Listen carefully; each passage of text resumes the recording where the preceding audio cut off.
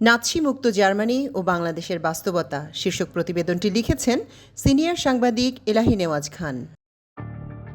দ্বিতীয় মহাযুদ্ধে হিটলারের পতনের পর বিশ্বজগৎ এখন ৮০ বছর অতিক্রম করছে। ইতোমধ্যেই জার্মানি ইউরোপের সবচেয়ে বড় গণতান্ত্রিক এবং অর্থনৈতিক পরাশক্তিতে পরিণত হয়েছে। সারা দুনিয়ার ছাত্ররা ওখানে যাচ্ছেন পড়তে কিংবা স্থায়ী বসতি স্থাপনের আকাঙ্ক্ষায়। চমৎকার একটি দেশ যেখানে গণতন্ত্র ও মানবাধিকার সুসংরক্ষিত। তবু এখনও সেখানে কিছু মানুষ বিভিন্ন ব্যানারে জার্মানির নীল রক্তের শ্রেষ্ঠত্ব প্রমাণে হিটলারের নাৎসিবাদ অনুসরণ করার চেষ্টা করে। কিন্তু কে চায় আবার সেই জঘন্য ফ্যাসিবাদে ফিরে যেতে? তাই জার্মান সমাজ ও সরকার তাদের কখনো উন্মত্ততা প্রকাশের সুযোগ দেয় না, অর্থাৎ তাদের সংগঠিত হবার সুযোগ নেই বললেই চলে। এ ঘটনাকে হয়তো আমাদের তথাকথিত সুশীলরা নিন্দা করতে পিছপা হবেন না, যেমনটা এখন তারা করছেন। জার্মানিতে এই ধারা চলে আসছে ফ্যাসিস্ট হিটলারের পতনের পর থেকে, যখন জার্মানির সর্বস্তর থেকে নাৎসি মুক্ত করার প্রক্রিয়া শুরু হয়।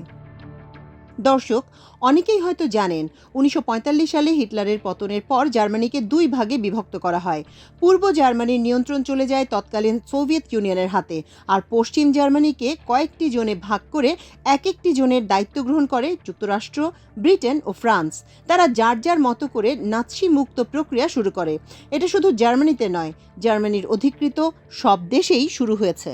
এটা খুবই জটিল এবং কঠিন একটি কাজ ছিল। প্রায় ৮৫ লাখ নাজি সদস্য, যাদের বিরাট একটা অংশ সরকার, বিচার বিভাগ, অর্থনৈতিক খাত, সংস্কৃতি, প্রকাশনা, মিডিয়া, মোদ্দা কথা রাষ্ট্রের বিভিন্ন গুরুত্বপূর্ণ পদে কর্মরত ছিল।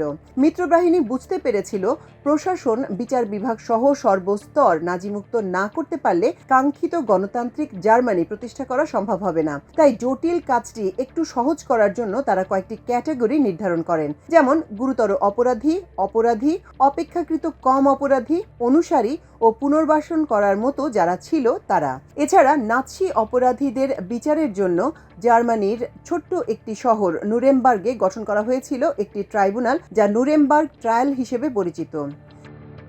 নাৎসি মুক্ত করার পাশাপাশি মানবতা বিরোধী অপরাধে জড়িতদের অর্থাৎ যুদ্ধাপরাধীদের বিচার করাও একটি কঠিন কাজ ছিল। তবু তারা দ্রুততম সময়ের মধ্যে নাৎসি বাহিনীর মূল অপরাধীদের বিচার করার কাজটি শুরু করেছিলেন। এটা ছিল বিশ্বের প্রথম এবং সবচেয়ে বড় বিচার কার্যক্রম। বিচারের আওতায় আনা হয়েছিল শীর্ষস্থানীয় ২৪ জন নাৎসি নেতাকে, যাদের মধ্যে সামরিক, রাজনৈতিক ও সরকারি কর্তারা ছিলেন। মাত্র ২১৬ দিবসের বিচার সম্পন্ন করে রায় দেয়া হয়। ২৪ জনের মধ্যে একজন কারাগারে সায়ানাইড খেয়ে আত্মহত্যা করে এবং আরেকজন বিচারের অনুপযুক্ত হয়ে পড়ে।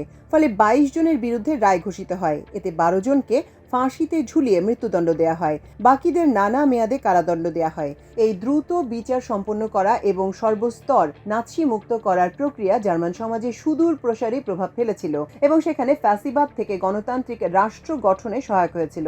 বর্তমানে বাংলাদেশে ঠিক সেরকম হিটলার উত্তর একটা পরিবেশ বিরাজ করছে। কিন্তু বাংলাদেশে মানবতার বিরুদ্ধে গুরুতর অপরাধে জড়িতদের বিচারের আওতায় আনার ব্যাপারে ধীর গতি অনেকের মধ্যে হতাশা সৃষ্টি করেছে।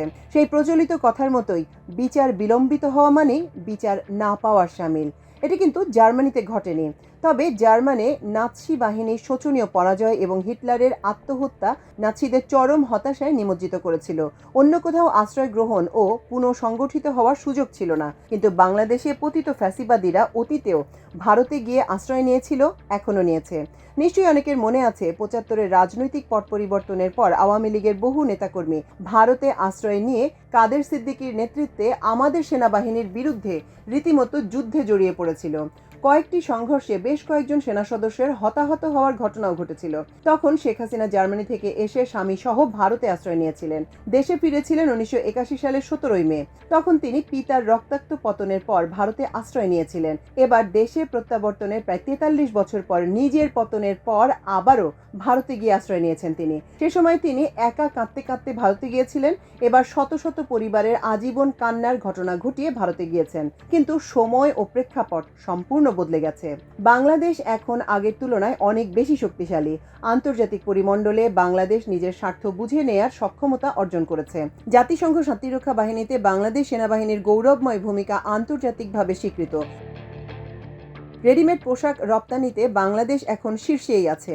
আমাদের আছে দুটি সমুদ্র বন্দর, যা পৃথিবীর বহু দেশেই নেই। তাই ভারত যদি মনে করে তার সাহায্য ছাড়া বাংলাদেশের মানুষ না খেয়ে মরবে, তাহলে ভারতীয়রা বোকার স্বর্গে বাস করছে। বরং বর্তমান যুগ হচ্ছে পরস্পর সহযোগিতার যুগ। এই যুগ শক্তির জোরে কোনো দেশকে দমন করে রাখার যুগ নয়। পৃথিবীর সর্ববৃহৎ দুই পরাশক্তি আমেরিকা, রাশিয়া ও আফগানিস্তান সহ অনেক দেশে সে চেষ্টা করে দেখেছে, কিন্তু পারেনি। সুতরাং বাংলাদেশে ভারতের প্রক্সি রাজনীতির দিন কার্যত শেষ। এখন দিল্লির সাউথ ব্লককে একটু পরিশীলিত চিন্তাভাবনা করে এগোনো ছাড়া আর কোনো পথ নেই।